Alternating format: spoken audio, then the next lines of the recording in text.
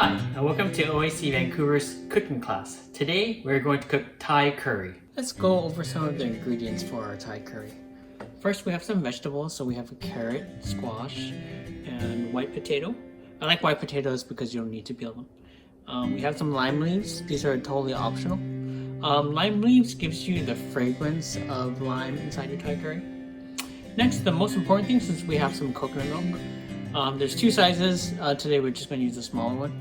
This happens to be one of my more favorite brands. One of the key things you want to do though is you want to refrigerate the coconut milk the night before you start, or if you don't have time you can freeze it for at least 10 minutes. Because what you want to do is you're going to get some coconut cream which will solidify the top. The next item here is the green curry paste. You can buy different pastes in different stores. The kind of first key thing you want to do when getting your curry paste is to take a look at the ingredients and take a look at the sodium content. The sodium content in here is pretty high, so that means we may not need to add any salt afterwards. Lastly, this is totally optional, but some Beyond cubes, if you happen to have a curry paste which isn't that high in the sodium content, you can add some of this afterwards. I know it has MSG, but it does make things tasty. Now, we're gonna just chop these up. We've chopped the vegetables. One of the key things here is to try to cut the vegetables in consistent sizes. So these are carrots and potatoes, and these are the squash. As you notice, I opened the coconut milk, and you see it's solid because this has been refrigerated. The lime leaves have been sliced thinly and took a little bit of the curry paste out. This curry paste I see has a lot of chili in there and salt, so it means probably don't want to add too much because it might be too spicy. So you want to have everything ready before you start. When cooking the curries, you can use a wok or actually any saute pan will work. What you want to do is you want to sprinkle a little bit of water inside your saute pan. I always use this as a test to see how hot it is. If I put in water and it evaporates like really quickly, that means it's really hot. But this is a general check I do every time I cook, just to make sure the wok is warm enough. I'm going to add a little bit more water here, and when you see it sizzle, it's ready to go. So what I'm going to do is going to grab the coconut cream portion of the top and put it in.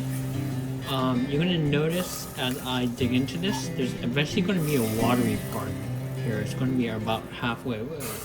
So as you, what we want to do here is cook the cream down a little bit. So as you put the cream inside the saute pan, you want to stir. The key part here, make sure none of this burns. So just monitor it. Now when you start see the cream start to bubble a little bit, what you want to do is you want to add curry paste, and then you want to continue to saute it further.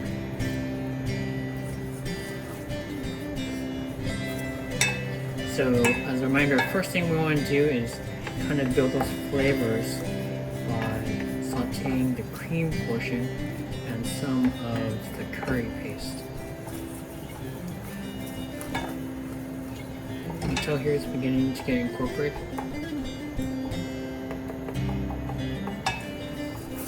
So you also want to use your smell here to see how it's progressing. Another thing is the kind of the aromatics in the paste and the curry paste and the coconut milk should begin to come out. This is a really essential step when starting a Thai curry, because if you add the coconut milk later, you don't get kind of that richness. So you can see it's kind of rapidly bubbling. What you want to do is add the rest. So this is the remainder of the coconut water right here. And then you want to add the vegetables. The next thing you want to do is add some water or vegetable stock you have. I'm just going to use water right now. And I'm going to add enough so it's going to cover.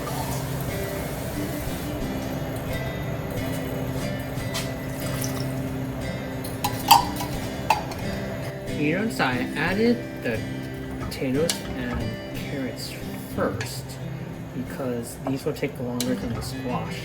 So I'm gonna let this cook, let this come to a boil, and then after it comes to a boil, then I'm gonna probably simmer it on medium for about 10 minutes. Coming back to the curry, what we're gonna do is we're gonna add the squash.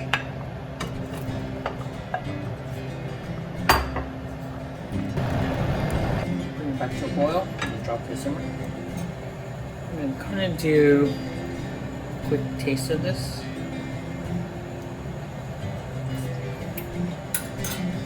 It's good, but it's very spicy.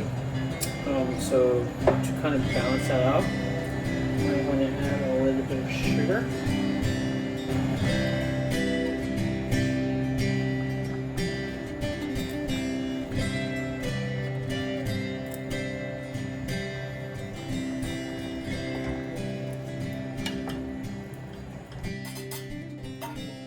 Cover it again. Open. Drop to medium. And wait maybe about 5 seconds. It's been about 10 minutes into the process. So what I'm going to do is I'm going to taste it. And the curry's kind of going to taste, depends on your vegetables and your curry paste. It tastes a little bit sweet. The spiciness has mellowed out.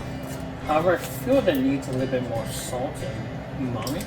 And because it's a vegetarian curry, typically you would add fish sauce for your umami. So in this case, we're going to add just probably a third of the cube of the vegetable bouillon.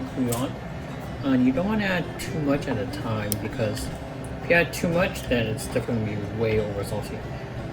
So mix it in. That flavor actually has improved considerably. Now for the end of this, just add some lime leaves and then mix and turn off the heat. Lastly, to serve, you can serve this with some white rice, and if you have some Thai or Vietnamese basil and a wedge of lime. So the lime's going to give it a little bit of acidity, and that's it. So it's pretty simple curry. Kind of the secrets are to make sure to refrigerate your coconut milk, and don't be afraid to use a little bit of vegetarian bouillon seasoning, even if it's MSG. Just a tiny bit will go a long way. Bon appetit, and thanks for watching.